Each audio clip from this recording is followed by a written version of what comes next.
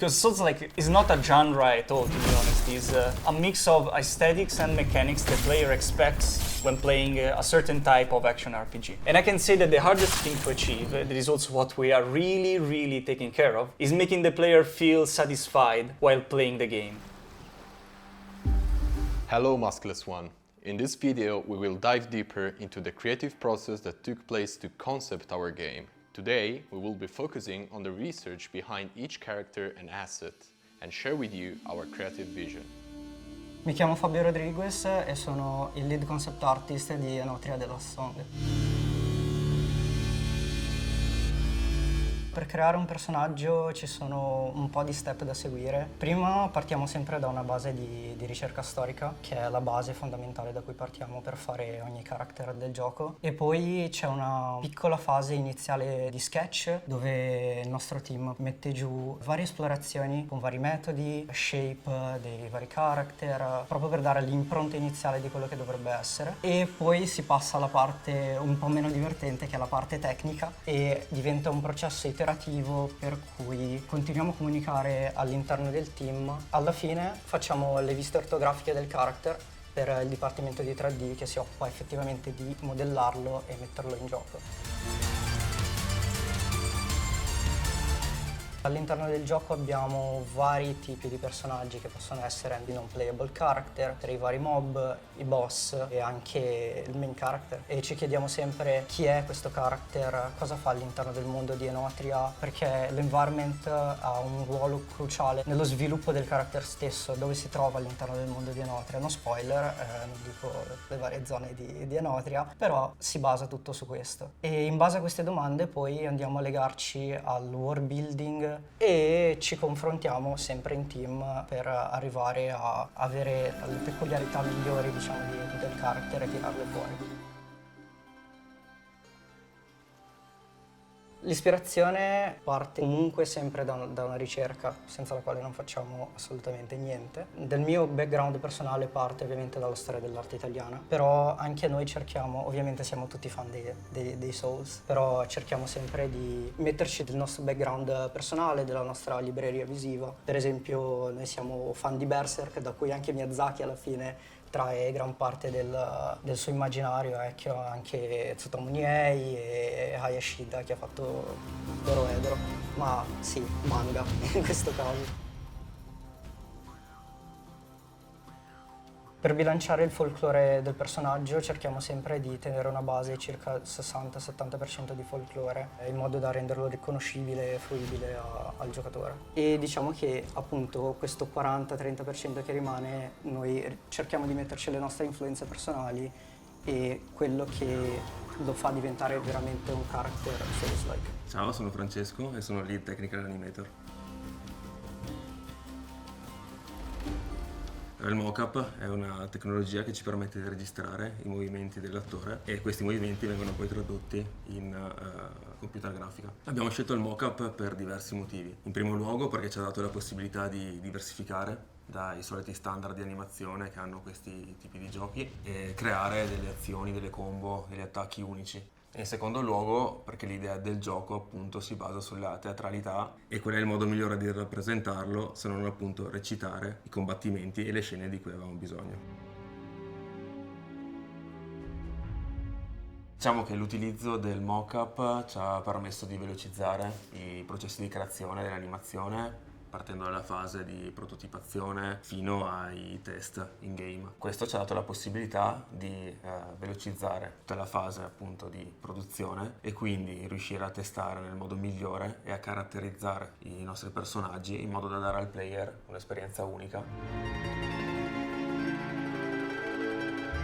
Noi abbiamo utilizzato un sistema che si basa su una tuta con sensori completamente wireless e a differenza di altri sistemi che sono comunque più limitati o anche con la presenza di cavi, questo ci ha dato la possibilità e ha dato la possibilità all'attore di avere una massima libertà di movimento e non essendo appunto limitato ha potuto recitare o combattere nel modo più libero possibile. Cardinali Paride, cinematic designer di Enotria The Last Song.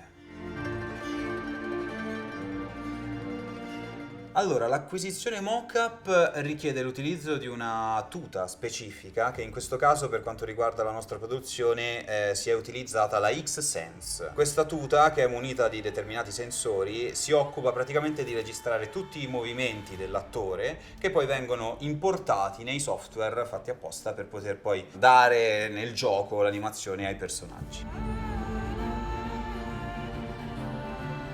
In realtà la differenza per quanto riguarda il mio punto di vista è poca, perché comunque si tratta di prendere i personaggi e di fare in modo che loro possano esistere durante la cinematica, quindi che si tratti di un videogioco o animazione tradizionale, l'obiettivo è sempre lo stesso, cioè dare la possibilità ai personaggi di esprimersi e di esistere durante queste brevi cinematiche che noi proponiamo all'interno del videogioco. Il valore delle cinematiche in un videogioco è fondamentale perché permette a personaggi che noi vediamo in maniera esclusivamente meccanica, quindi di gameplay, di avere una personalità e un'espressione, ed è per questo che la cinematica rappresenta a tutti gli effetti una finestra dal quale questi personaggi hanno la possibilità di esprimersi e di raggiungere il giocatore. È fondamentale per lavorare appunto nel team di animazione con il sistema anche di mockup avere una determinata umiltà, perché bisogna essere in grado di ascoltare anche i suggerimenti che vengono dai colleghi e di acquisire ogni forma di consiglio e di critica nella maniera più positiva possibile, perché noi ci abituiamo ad avere una certa visione di come rappresentare certi prodotti, mentre altre persone possono aiutarci a crescere il nostro punto di vista. I am Roberto and I am the technical gameplay designer for Jamma Games. In a Souls-like game, everything is a threat, and the player underestimates his foe most of the time actually, so literally in every corner, every pattern, everything can trick him. And so basically what the player really needs to understand is that in every situation, there is always a way. Ardore is our unique tool in Enotria, the last song, and the player's interaction with it are very, very important. Every enemy the player will face acts and interacts with Ardore in some way, and the player will have all the tools to bend Ardore to its will. So basically, through the RPG system, he will be able to enhance various aspects of Ardore to overcome the challenges.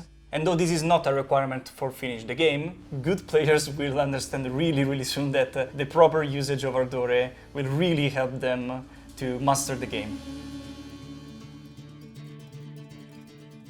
Actually, there are many challenges in creating a Souls-like gameplay, to be honest. Because Souls-like is not a genre at all, to be honest. It's a mix of aesthetics and mechanics the player expects when playing a certain type of action RPG. And I can say that the hardest thing to achieve, that is also what we are really taking care of, is making the player feel satisfied while playing the game. Because in this kind of games, the player will die a lot because they are not easy at all, to be honest. However, a properly tuned and satisfying experience will make the player push through like the first barriers and get hooked on the gameplay. The research went really in depth. When developing Enotria, since the very start, we knew that we wanted an action RPG and that was mainly combat focused. From there, during the years of exploration, of course, we went in many different directions, from a more softer to a moderate experience, in terms of difficulty and approach to the level, the progression, etc. However, we end up being more closely to an hardcore experience. The team as a whole deeply studied basically everything we had in the genre, so every title, every competitor, etc.